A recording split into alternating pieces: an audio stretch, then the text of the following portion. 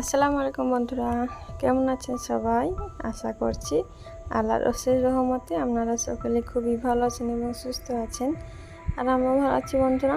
তো বন্ধুরা, নতুন দিনে নতুন আরেকটি ভিডিও নিয়ে হাজির হলাম। তো আমার নতুন ভিডিওতে আপনাদের সকলকে স্বাগত জানাচ্ছি। তো বন্ধুরা, এই যে দেখছেন, আজকে সকালে ভিডিওতে এখান থেকেই শুরু করলাম, মানে সকাল থেকে। তো চা খাওয়া দাওয়া হয়ে গিয়েছে, তখন হচ্ছে রান্নাবান্নার ব্যবস্থা হচ্ছিলো। তো আমি চা খেয়ে দিয়ে আগে সয়াবিনটা ভিজিয়ে রেখেছিলাম, আর এই যে মাছ নিয়েছি। এখন হচ্ছে মাছটাকে কেটে ধুয়ে বেছে নিব আর কি, পরিষ্কার করে নিব।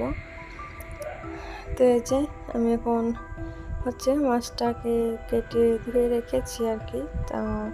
তারপরে হচ্ছে এই যে দেখছেন, কিছু পটল নেওয়া ছিল। তো পটলগুলো তো হচ্ছে একদিন রান্না করেছিলাম, আর এই যে কিছুটা ছিল। তো এই যে দেখছেন বন্ধুরা, দুই দিন হয়ে গেল। তো হলুদ হতে শুরু করেছে এবং পচে যাচ্ছিল, সেখানে ভাবলাম আজকে হচ্ছে এই পটল আলু এবং সয়াবিন দিয়ে তরকারি করব। সে কারণে আজকে সয়াবিনটা আগেই ভিজে রেখেছিলাম।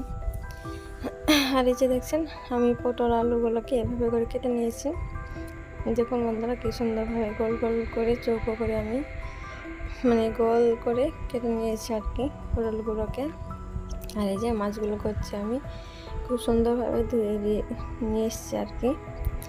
তখন আমার সমস্ত বেলার জন্য হয়ে গিয়েছে।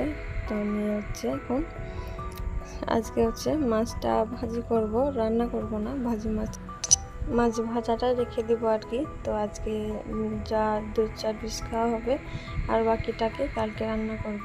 তো আজকে হচ্ছে মাছ ভাজা এবং পটল আলু সয়াবিনের তরকারি করব। তো এটাই হচ্ছে আজকে তরকারি, আজকের মেনু। তো এই যে এখন হচ্ছে আমি মাছগুলোতে খুব সুন্দরভাবে নুন হলুদ মরিচ মাখিয়ে নেব। তো যেহেতু মাছটা ভাজি করার পর খাওয়া হবে, রান্না করব না, সেখানে হচ্ছে আমি লঙ্কা গুঁড়ো দিয়েছি আর কি, শুকনো লঙ্কার গুঁড়ো। তো এই যে আমি এখন হচ্ছে খুব সুন্দরভাবে হাতে করে মাখিয়ে নিচ্ছি মাছগুলোকে। তারপর হচ্ছে আমি চুলার মধ্যে চলে যাব রান্না করার জন্য। তো আগে থেকে আমি রেডি করে নিচ্ছি। তো এই যে দেখছেন বন্ধুরা, কি সুন্দরভাবে আমি মাছগুলোকে এখন নুন হলুদ দিয়ে মেখে নিয়েছি। এখন হচ্ছে আমার রান্না বান্নার পালা। তো এই যে আমার অলরেডি মাছগুলো ভাজা হয়ে গিয়েছে, যেহেতু চুলায় রান্না করেছি। তো এই যে রান্না করে আসার পর এই যে দেখছেন বন্ধুরা, পটল আলু সয়াবিনের তরকারি কি সুন্দর হয়েছে, দেখুন ভীষণ টেস্টি হয়েছিল।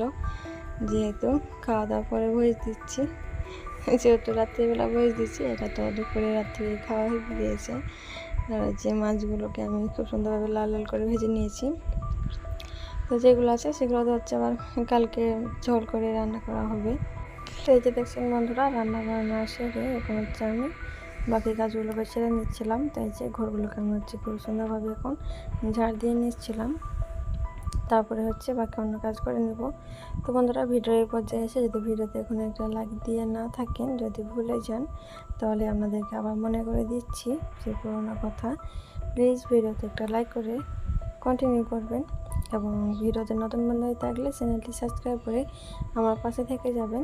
এবং যে সমস্ত আমার পুরাতন বন্ধু আছেন, আমার প্রিয় আপুদেরকে আমার তরফ থেকে অনেক অনেক ভালোবাসা এবং অনেক স্নেহ রইল।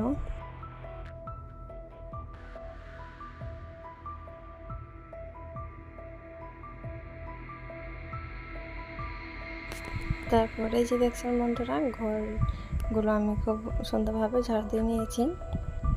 এখন হচ্ছে ঘরগুলোকে এখন একটু মোছামুছি করে নেব, সেই জন্য এই যে দেখছেন আমি পানি নিয়ে চলে এসেছি। এখন এই যে আমি খুব সুন্দরভাবে মোছামুছি শুরু করে দিয়েছি পুরো ঘর বাড়িকে। তো এটাকে নেওয়ার পর তো আমার ভীষণই সুবিধা হয়েছে, ঘর মোছামুছির কাজে আমি ভীষণ সুবিধা পাচ্ছি আর কি।